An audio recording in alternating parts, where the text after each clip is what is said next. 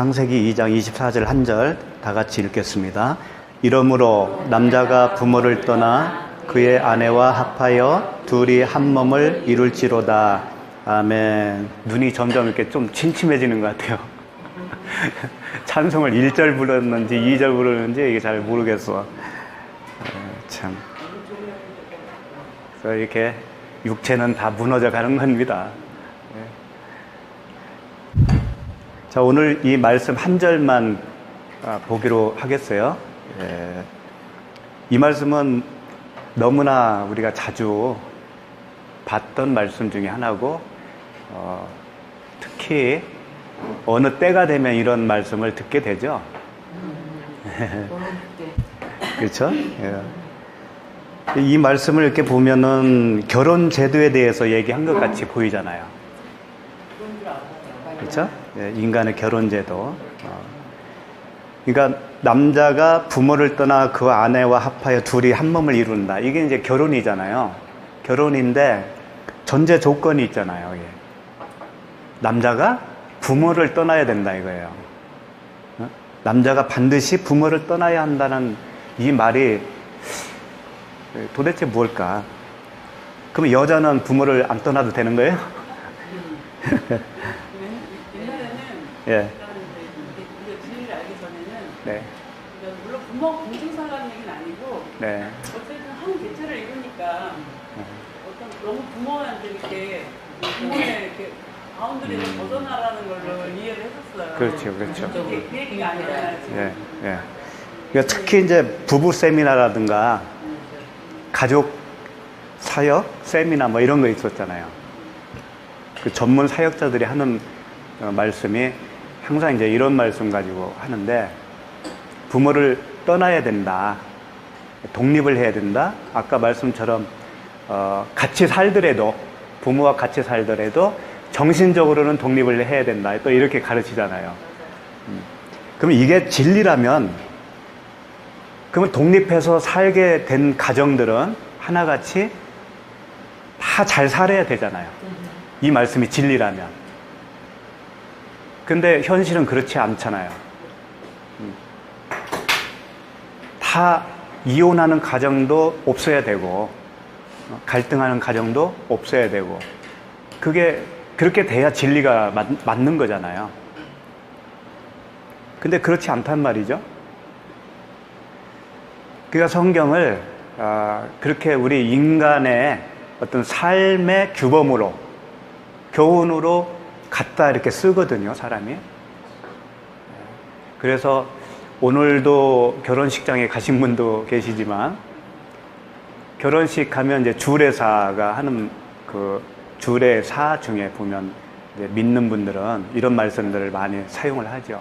연결된 그런 말씀들을. 그래서 남자와 여자가 한 몸을 이루어야 된다. 부모를 떠나서 좋은 가정을 이루어라. 그러면서 하나님이 짝지어준 것을 사람이 나눌 수 없느니라, 막 이런 말씀도 있고, 그래서 이혼하면 안 된다, 막 그러죠. 예. 그러니까 말씀을 다 그렇게 우리 삶에다가 끌어다가 쓰게 되면은요, 진리는 훼손되는 겁니다. 그 진리는 사정없이, 진리가 하나님이시잖아요. 하나님을 우리가 살인하는 거라고요, 그게. 그러니까 요한복음 5장 39절 말씀처럼 이 성경이 내게 대하여 증언하는 것이니라. 요 기준이 항상 우리의 기준이 돼야 돼요. 성경 보는 우리들은 항상 그 기준이 돼야 된다고요.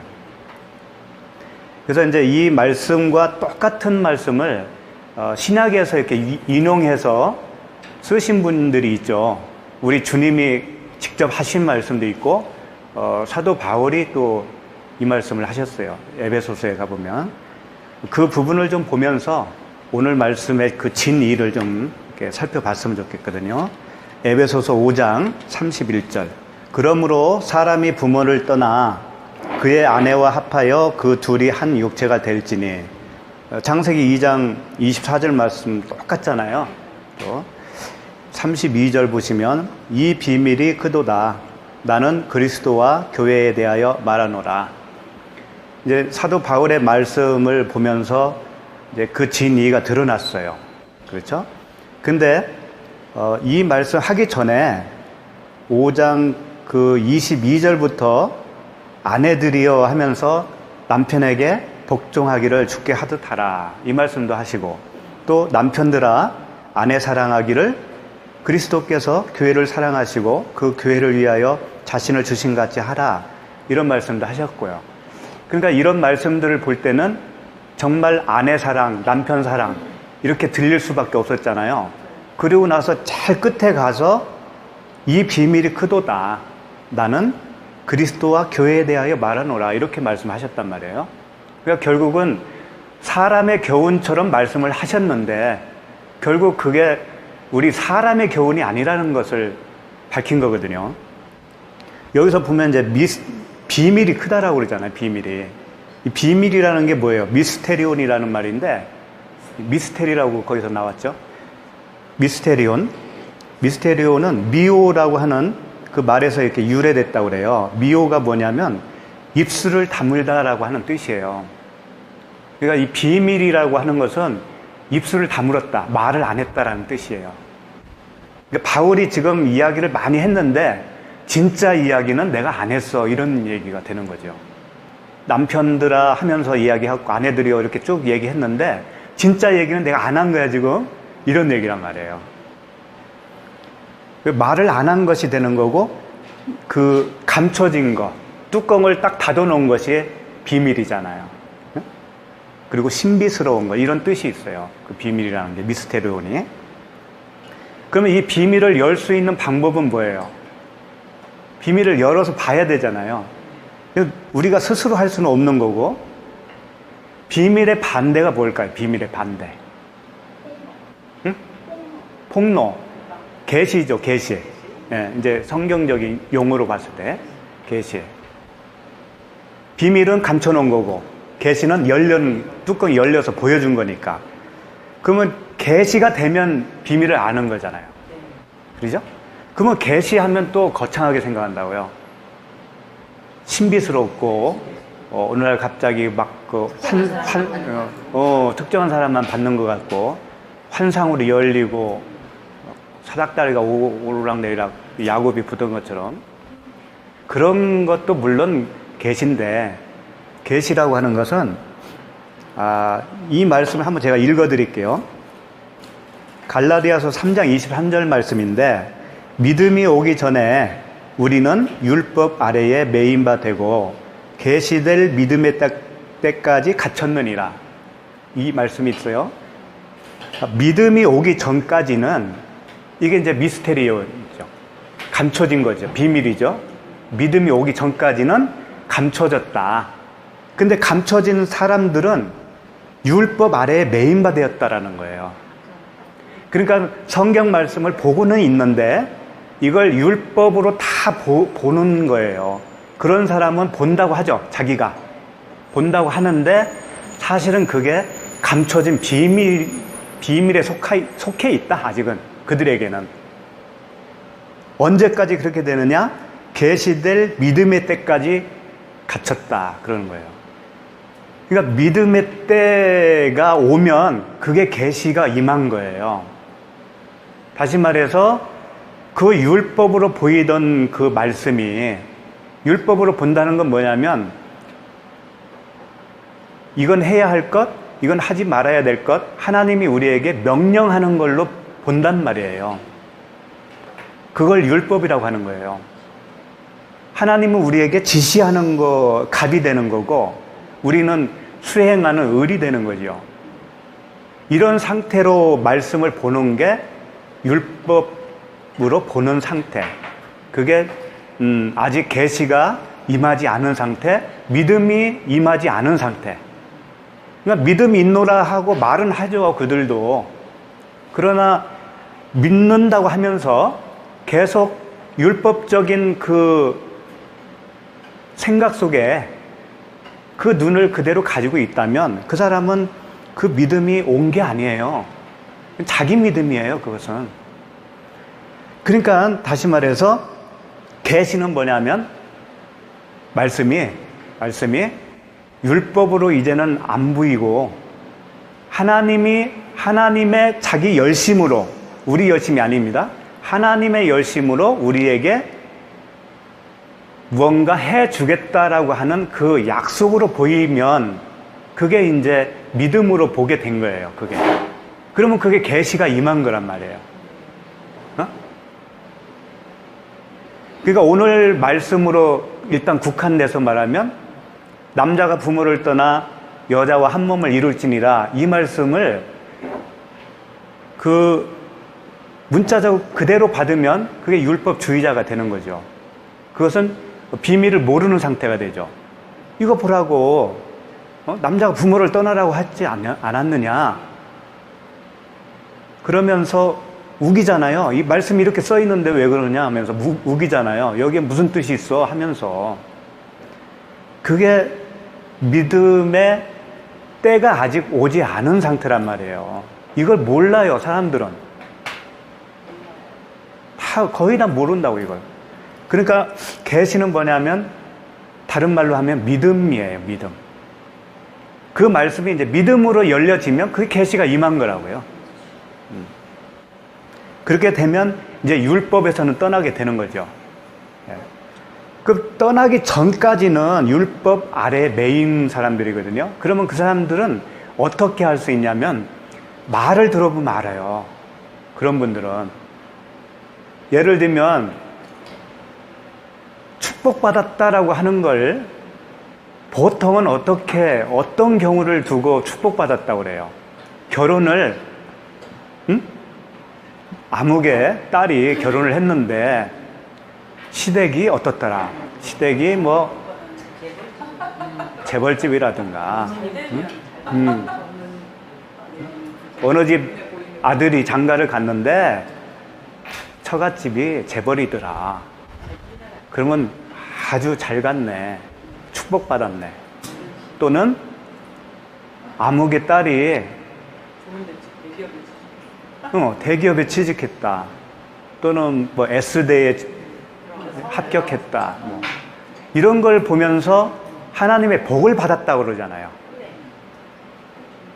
하나님의 복을 받았다고 그래요. 그럼 그 사람들은 성경을 문자적으로 이해했기 때문에 자연스럽게 나온 말이란 말이에요, 그게. 그것은 비밀 속에 감춰져 있는 상태를 모르는 거예요, 그 사람들은. 아직 율법에 매인바된 사람들이란 말이에요. 그런 사람은 구원받은 게 아니에요. 구원받을 기회는 남아있을 망정 아직은 아니란 말이죠. 그러니까 말을 들어보면 알겠죠? 무엇을 가지고 축복이라고 하나? 무엇을 가지고 하나님의 은혜라고 하는지 그걸 보면 안다고요.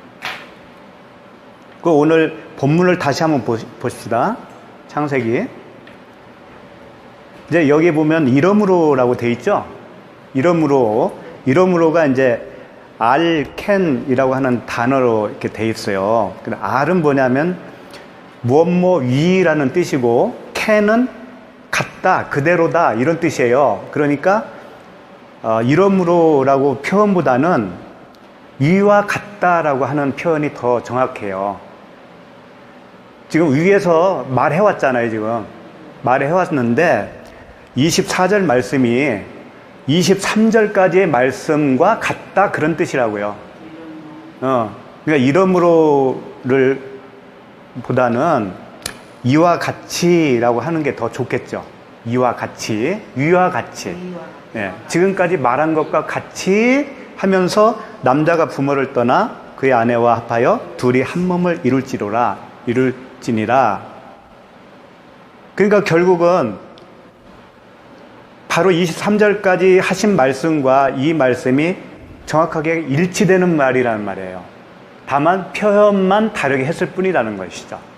그래서 이제 그 지금까지 했던 그 위에 있는 말씀과 대조해보면 더 정확하게 이 말씀이 무슨 말씀인지 알 수 있는 거예요. 이 말씀만 딱 이렇게 떼어내서 이 말씀 한 절만 보면은요, 오해하기가 쉽거든요. 그래서 결혼 제도에 관한 이야기쯤으로만 이해하게 되는 거예요. 일단 이름으로 남자가 할 때 이 남자는 이제 이씨라고 그랬어요. 이씨야. 여자는 이씨야. 이씨는 부부 관계에서 남편이란 뜻이에요. 그리고 자칼, 네케바. 자칼은 씨가 있는 수컷을 얘기하는 거죠. 그러니까는 수컷이냐 암컷이냐를 구분할 때 쓰는 게 자칼, 네케바라면 부부 관계에서 남편은 이씨, 여자는 이샤 이렇게 부르는 거예요. 그래서 이씨가 남자가 위에서 우리가 다 살펴봤기 때문에 이 남자는 누구를 모형을 하고 있다고요? 그렇지, 예수 그리스도. 그러니까 이 남자는 예수 그리스도죠. 결국은 그리스도가 부모, 여기서 부는 아버지잖아요. 아버지예요. 네. 아버지, 어머니. 그 아버지와 어머니를 떠나 이렇게 돼 있어요. 우리 한자로 그냥 한문으로 부모 이렇게 한 단어로 해버렸지만 아버지와 어머니를 떠나 이렇게 돼 있다고요. 그 아버지는 아부라고 하는 단어예요.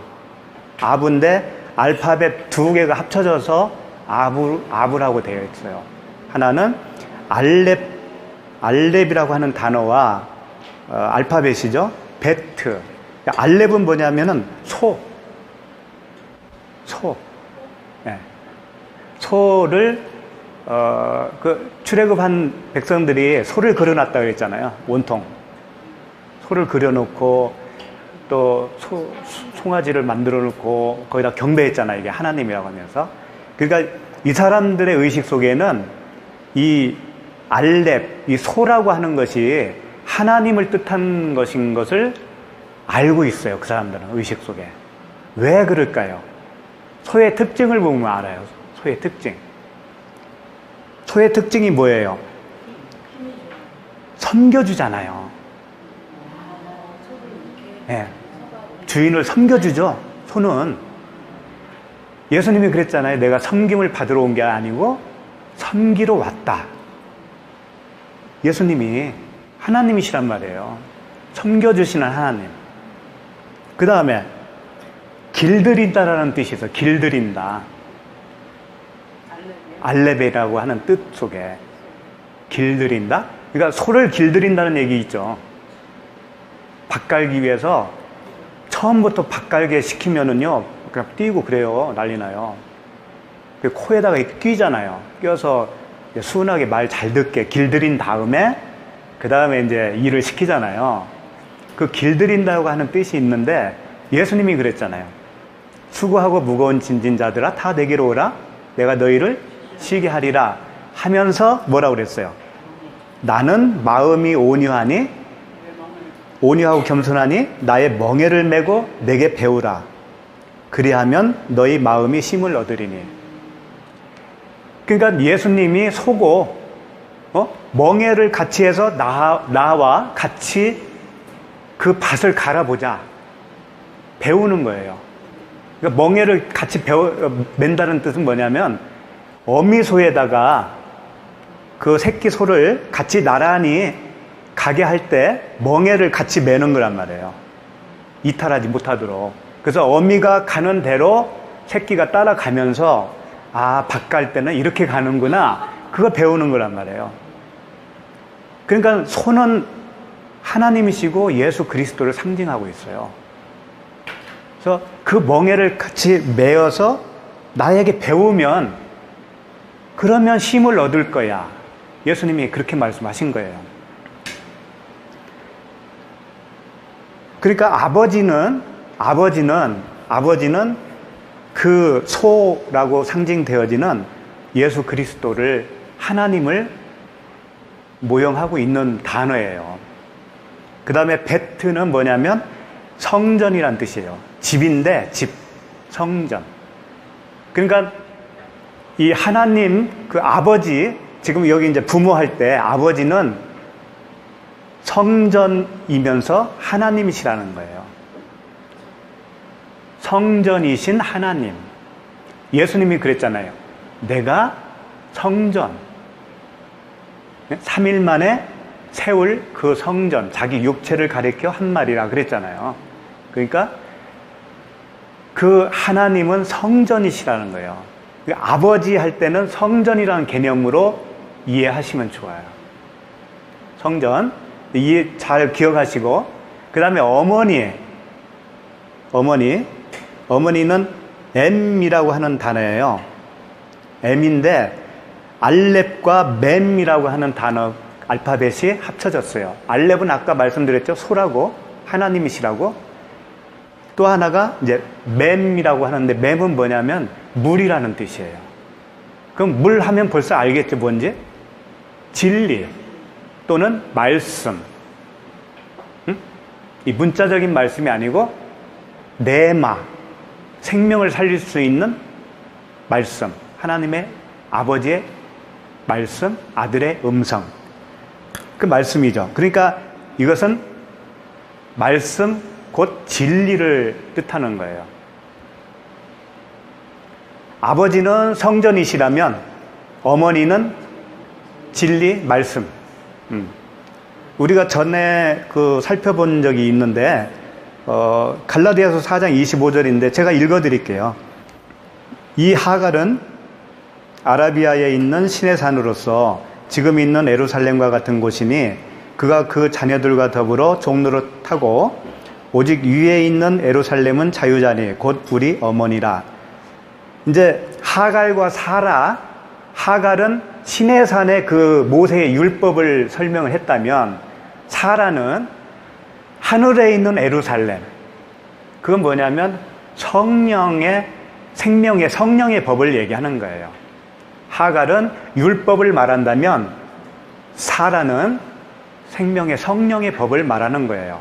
그러니까 성령의 법을 통해서 태어난 아들은 자유하는 아들이고, 율법을 통해서 태어난 아들은 종의 자식이다. 종의 자식은 아버지 집에 들어갈 수가 없잖아요. 그랬을 때 그 자유하는 자, 자유케 하는 자, 위에 있는 예루살렘, 그가 성령의 법인데 어머니라고 표현했어요. 우리 어머니라 그랬잖아요. 그러니까 이 어머니가 바로 말씀이라는 뜻이에요. 아셨죠? 그러니까 부모를 떠나, 남자가 부모를 떠나라고 했을 때는 성전과 말씀을 떠나, 그런 뜻이 되겠죠. 근데 좀 이상하지 않아요? 어떻게 성전과 말씀을 두고 어떻게 떠나냐 이거예요. 인간의 모습으로는 가능하죠. 부모를 두고 떠나는 거니까. 그런데요, 이 떠난다고 하는 의미는 사람으로 보면 부모를 남겨두고 떠나는 것이 되겠지만, 이 말씀의 이면적인 말씀은 그 남자, 그리스도가 성전과, 그러니까 아버지죠? 아버지와 어머니, 말씀을 떠나는 게 아니고 말씀이 되는 거예요. 그러니까 성전과 말씀이 되어서 가는 거, 이게 떠나는 거라고요. 단어는 그대로 맞아요. 예, 떠나라고 하는 말이 맞는데, 이걸 굉장히 저도 고심을 많이 했어요. 한 주간 내내 그걸 질문했거든요. 그랬더니 어느 순간에 어떤 말을 주냐면, 떠나는 것이 뭔지 아니? 네가 그것이 되는 거야 라고 하는 걸 알려주셨어요. 그러니까 부모를 떠나면 뭐가 돼요? 떠나서 결혼하면 뭐가 돼요? 자기도 부모가 되잖아요. 그러니까 부모가 되는 것이 떠나는 거야. 부모가 되는 것이 부모를 떠나는 것이 되는 거예요. 똑같죠. 네. 결혼을 하면 아들을 낳게 되니까. 결혼하면 반드시 낳으니까. 사람은 안 낳을 수도 있지만 예수님과 우리와 사이에는 반드시 그게 이루어지잖아요. 새 생명이 탄생하잖아요. 그러니까 부모가 되지. 그러면 예를 들어 우리가 다른 사람에게 말씀을 전하잖아요. 복음을 전하면 말씀과 성전이 그에게 들어가는 거죠. 그럼 그가 받아들이게 되면 자기도 아들이 되는 거예요. 아들이 되고 아들이 되어서 또 부모가 되어 다른 사람에게 전할 수가 있는 것이죠. 그러니까 부모가 안 되면 생명을 탄생할 수가 없잖아요. 그렇죠? 그러니까 예수님이 이런 말씀 하셨잖아요. 나를 본 자는 아버지를 보았느니라. 그러니까 부모를 정말 남겨놓고 떠났다고 하면 그런 말씀을 할 수가 없잖아요. 네? 우리 아버지는 하늘에 계시고 나는 지금 땅에 있다 이렇게 표현해야지. 나를 본 자는 아버지를 보았다 그러면서 또 이런 말씀도 하셨잖아요. 아버지가 내 안에, 내가 아버지 안에, 이런 말씀도 하셨단 말이에요. 그러니까 한시도 예수 그리스도께서는 하나님과 단절되지 않았단 말이에요. 떠난 게 아니란 말이에요. 근데 왜 떠났다라고 표현을 했냐면 이유가 있어요. 바로 위에 있는 그 내용과 일치돼야 되기 때문에 그래요. 한번 볼까요? 23절일 거예요. 아니, 21절. 21절에 보시면 한번 읽어주시죠.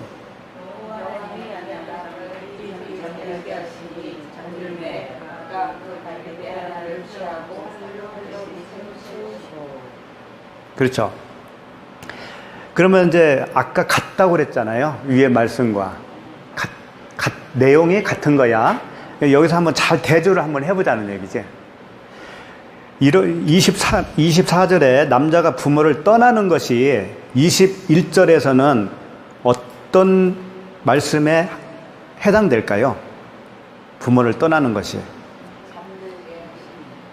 잠들게 하시니 잠들매 갈빗대 하나가 빠져나오는 거. 그렇지. 그게 떠나는 거지.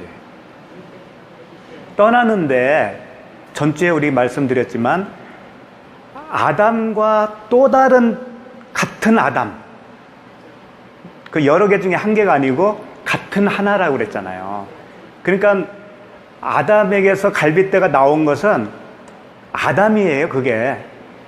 근데 그걸 성령이라고 부른다고 그랬잖아요, 성령. 그래서 떠난다라고 표현은 하지만 사실은 같은 거라는 거지. 알겠죠? 그런 의미예요. 똑같은 거예요. 부모를 떠나 아내와 합하여 둘이 한 몸을 이룬다. 이 말씀은 어떻게 되는 거예요? 22절이 되겠죠. 여호와 하나님이 아담에게서 취하신 그 갈빗대로 여자를 만드시고 그를 아담에게로 이끌어 오시네. 여자를 탄생케 한 것, 그것이 예수 그리스도와 여자, 우리가 한 몸을 이룬 것, 같은 얘기잖아요, 지금. 같은 말씀을 반복적으로 하신 거란 말이에요. 다음 주에 볼 25절도 역시 똑같아요. 같은 내용의 말씀을 다르게 표현한 것 뿐이에요. 그래서 이제 좀 이해를 하실 거고, 예수님이 이 말씀을 또 하신 곳이 있어요. 예수님이.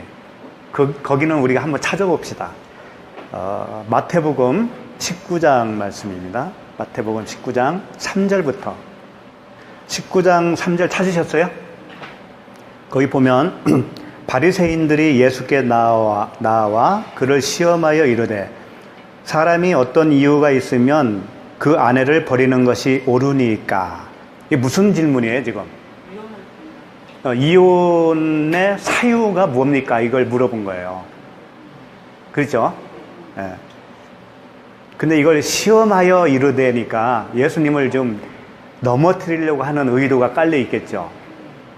그런데 이 사람들은 바리새인이에요. 바리새인은 우리와 동떨어진 사람이라고 생각하면 안 돼요, 일단은. 똑같은 사람들이에요. 똑같은 사람들인데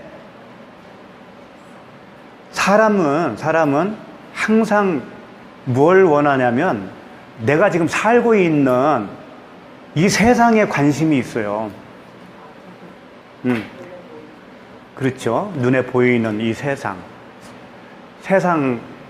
살아가는 어떤 지혜라든가 또 어떻게 이 말씀이 나에게 적용해서 내가 어떻게 행동해야 될까? 이런 교훈으로만 말씀을 찾는 경향이 있다고요. 그러니까 이들도 역시 마찬가지예요. 땅의 것을 질문을 한 겁니다. 예수님에게. 근데 예수님은 질문에 대답을 해주셔요. 분명히 해주시는데 유엔말로 대답을 해주셔요. 유엔말로.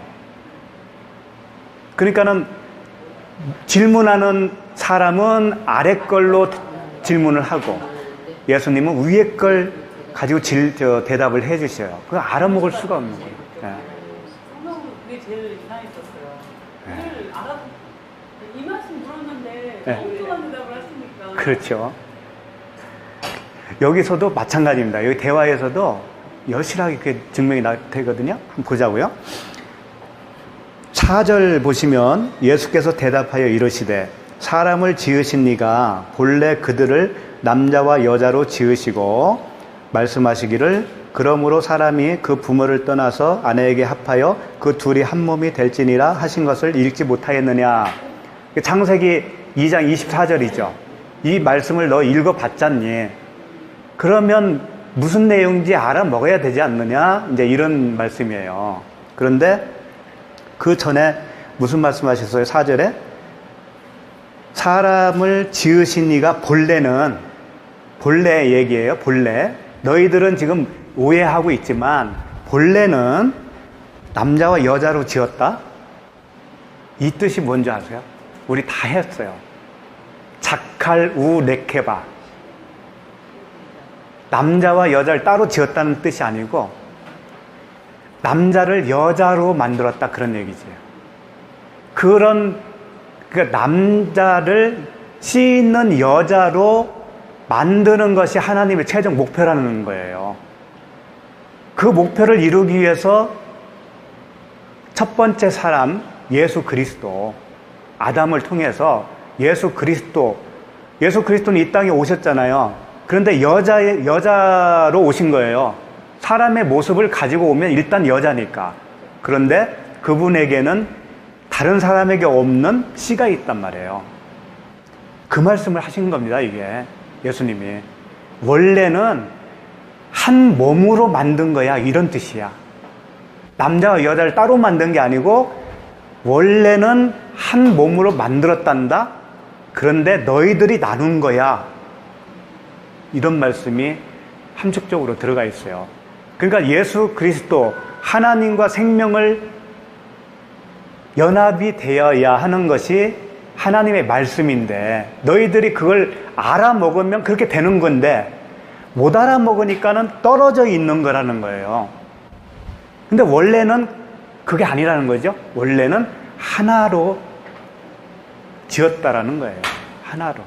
근데 너희들이 그걸 모르는 것이 문제지. 그러면서 5절 말씀 4절 말씀 그러니까 5절 말씀에 말씀하시기를 그러므로라고 그러잖아요. 그러므로 그러니까 착할 우 네케바로 만들었기 때문에 남자와 여자를 하나로 만들었기 때문에 그러므로 그 사람이 부모를 떠나서 아내에게 합하여 그 둘이 한 몸이 될지니라 하신 것을 읽지 못하였느냐. 그러니까 창세기 오늘 2장 24절 말씀은 남자와 여자가 따로 떨어져 있으면 안 되듯이 하나님과 너희들이 한 몸을 이루어야 된다라고 하는 것을 말씀하신 거라는 거예요. 그걸 알지 못하느냐라고 질문을 하시는 거죠. 예수님이. 이것은 하늘의 언어죠. 지금. 이렇게 얘기했어도 이 사람들은 알아먹을까요? 모를까요?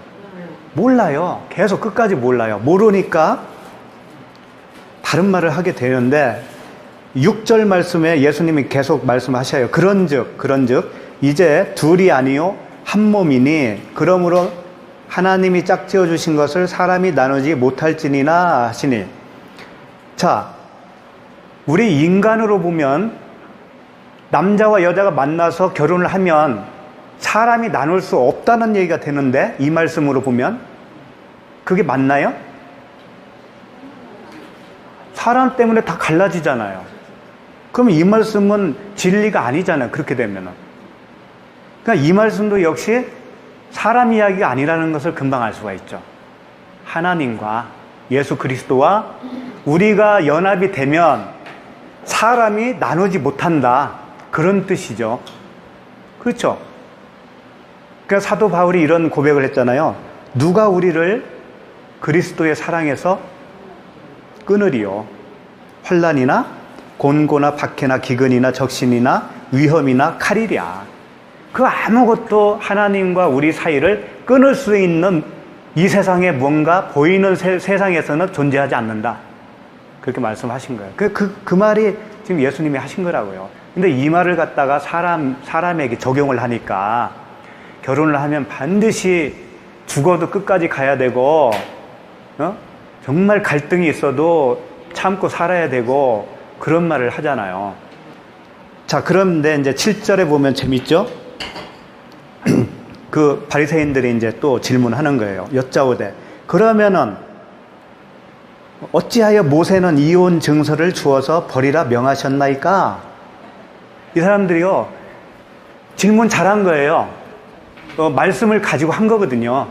실제로 그 신명기에 보면 이런 말씀이 있어요. 신명기 24장 1절인데 사람이 아내를 맞이하여 데려온 후에 그에게 수치되는 일이 있음을 발견하고 그를 기뻐하지 아니하면 이혼 증서를 써서 그의 손에 주고 그를 자기 집에서 내보낼 것이요. 이렇게 율법에 기록이 돼 있다고요.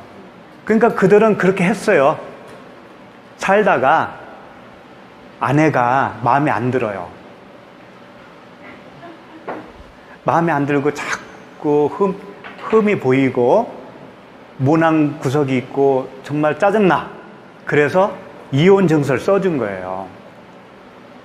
이혼 증서를 써주면 그 이혼 증서를 가지고 이제 그 집에서 나오겠죠. 그 아내는. 그러면 이혼 증서를 보여주면서 다른 곳에 시집 갈 수가 있어요. 근데 이혼 증서가 없으면 갈 수가 없죠. 간음이 되니까. 그래서 이런 제도를 만들어 준 것은 첫째는 이제 예수님이 이제 그 다음에 말씀이 있죠. 8절. 예수께서 이르시되 모세가 너희 마음의 완악함 때문에 아내 버림을 허락하였거니와 본래는 그렇지 아니하니라. 예수님이 이 말씀이 무슨 뜻이냐면은 사람 사이에서는 사람을 피차 보호하기 위해서 그 이혼 증서 제도를 얘기한 거다. 왜 그러냐면 이혼 증서를 써줘야 된다라는 그 법을 만들어주면은요 이혼을 잘 못합니다. 왜 그러냐면은요 이혼 증서를 써준 사람 남편은 공포를 해야 돼요. 그걸 그 공동체에서 이 여자와 나는 이혼했습니다. 공포를 해야 돼요. 다 자기를 드러내야 되고 그 여자가 그래야 이제 여자는 그걸 소문이 퍼질 거 아니에요. 그러면 이제 이혼 증서가 그게 정말이라고 하는 증표가 되겠죠. 그래서 다른 데 시집 갈 수도 있고 안 갈 수도 있겠죠.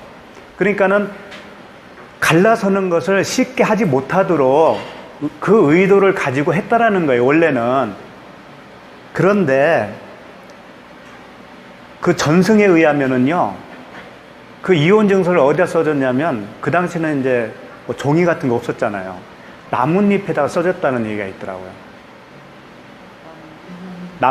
나뭇잎에다가 써주면 세월이 지나면 말라지고 글씨도 무슨 글씨인지 몰라보고 그러잖아요. 그래서 그 후로는 돌에다가 써줬다고 하더라고요. 돌에다가 이혼증서. 다 의미가 있어 이게. 흰돌이 뭐예요? 흰돌이 나의 이름이 적혀져 있는 곳이라고 그랬잖아요. 근데 이혼 증서가 써 있으면 어떻게 되겠냐고요, 거기가. 내 이름이 생명책으로 써 있어야 되는데, 이혼 증서가 돌에다가, 흰돌에다가 썼다면 어떻게 되겠느냐고요. 그건 하나님과 이혼이지. 그러니까 이 증서, 이혼 증서를, 제도를 준 의미는, 진짜 의미는 따로 있다라는 거예요. 너희들은 그저 보이는 세계밖에는 모르지 도대체. 그 모세의 율법이 의미하는 바를 도대체 그 하늘로 좀 생각을 해볼 그런 생각도 안 해봤잖아. 그래서 예수를 깊이 생각하라는 거예요. 그래서 땅의 것을 생각하지 말고 위의 것을 생각하라는 거예요. 그래서 그 뜻이 뭐냐면 진짜 이유는 따로 있다 이거예요. 그것은 이거죠. 이혼 증서는 남편과 이혼했다라는 증서가 되죠. 그와 같이 너희들이 나와 결혼을 안 하면 이혼한 상태가 되는 거야. 그러면 무엇이 이혼 증서가 되겠니? 이혼 증서가 뭐가 되겠어요? 하나님과 내가 연합이 되지 않고 결혼하지 않은 상태로 있으면 무엇이 이혼 증서가 되겠어요? 성경, 말씀 자체가. 네. 그렇죠. 생명을 몰라보니까 행해야 할 율법으로 받아들였으니까 하나님과 이혼 상태란 말이에요. 그래서 이런 말씀 하신 거예요. 9절 말씀 보시면 내가 너희에게 말하노니 누구든지 음행한 이유 외에 아내를 버리고 다른 데 장가드는 자는 간음함이니라. 이렇게 말씀하셨어요. 이게 뭐래요? 쉽게 말해서 배우자 중에 한 사람이 바람을 피면 이혼할 사유가 된다는 얘기죠. 근데 그것만 사유가 된다는 거예요. 그것만. 근데 실제는 그래요? 다른 것도 얼마든지 있을 수 있잖아요. 근데 예수님이 왜 이것만 집어서 말씀을 하셨겠느냐 이거예요. 음행만. 마약 중독이라든가 도박 중독이라든가 술 중독이라든가 심하면 그 가정이 온전히 이루어지겠어요? 그게? 부부 생활이 되겠어요? 안 되죠. 그런 사유도 얼마든지 이혼할 사유가 되잖아요. 근데 예수님은 음행한 이유 외에 아내를 버리고 다른 데 장가들면 간음이라고 그랬잖아요. 그러니까 음행이 뭔가를 예수님이 집어서 말씀하신 거라고요. 나와 결혼하지 않으면 너는 지금 다른 남편을 삼고 음행하고 있는 거야 라고 하는 말씀이죠. 우리 십계명 할 때 봤잖아요. 들었잖아요.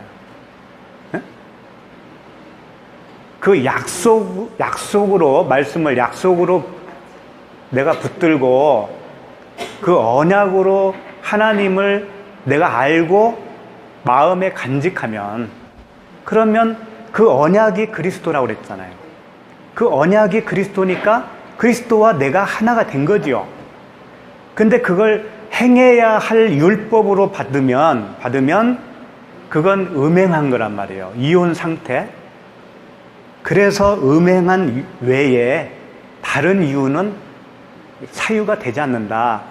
이렇게 말씀을 하셨는데 땅의 언어로 듣는 사람들은 어떤 생각을 하게 되냐면은 바로 그 다음 절을 보면은 알 수가 있어요. 10절 말씀. 제자들이 이르되 만일 사람이 아내에게 이같이 할진대 장가들지 않는 것이 좋겠나이다.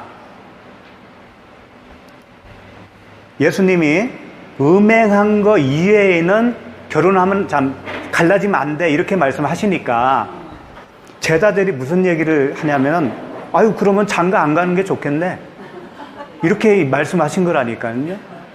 왜 그랬을까요? 다른 이유도 많았거든요. 이혼 그동안에 선례가 많았단 말이에요. 그러니까는 자기 마음에 안 들면 얼마든지 이혼시킬 수가 있는 것을 지금 예수님이 막고 있잖아. 음행만 안 하면 되니까.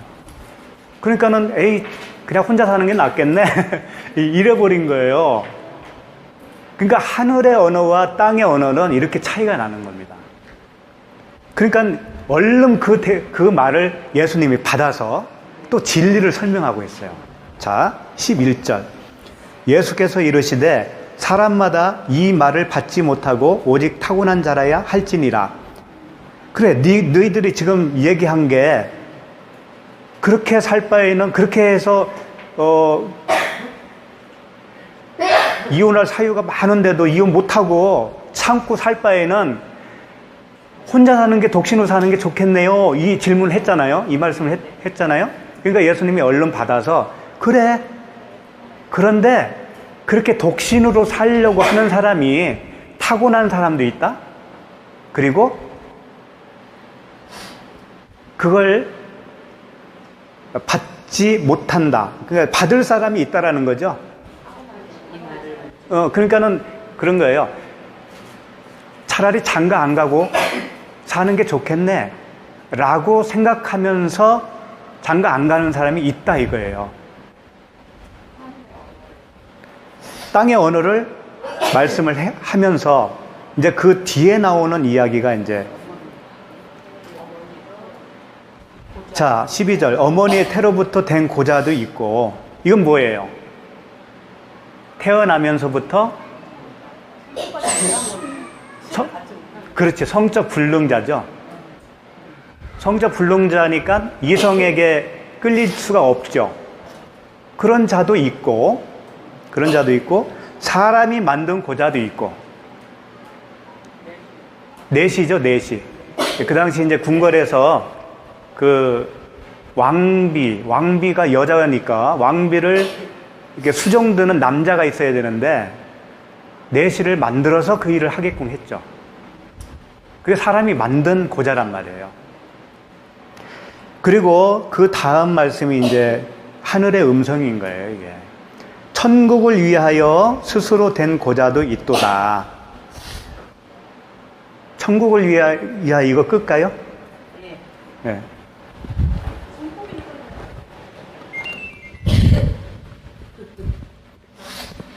자, 천국을 위하여 고자된 자도 있다고 하는데 이게 무슨 뜻이에요? 네? 천국을 위하여 고자된 사람 어떤 사람들을 얘기하는 거죠?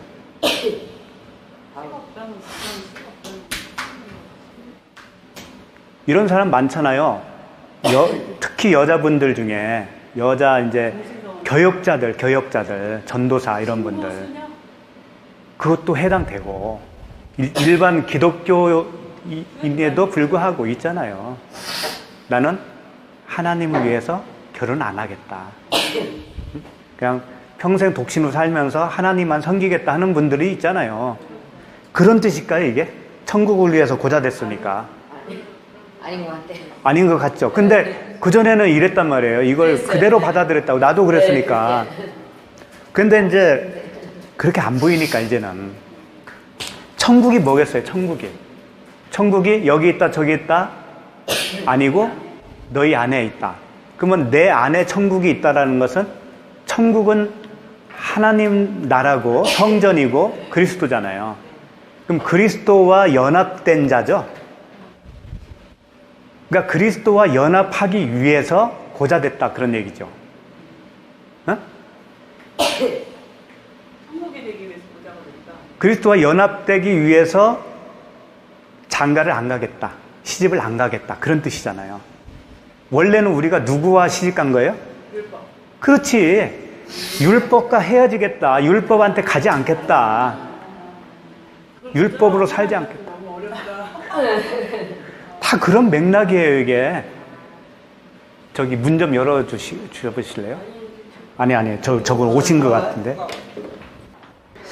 네, 그러니까 천국을 위하여 스스로 된 고자도 있다.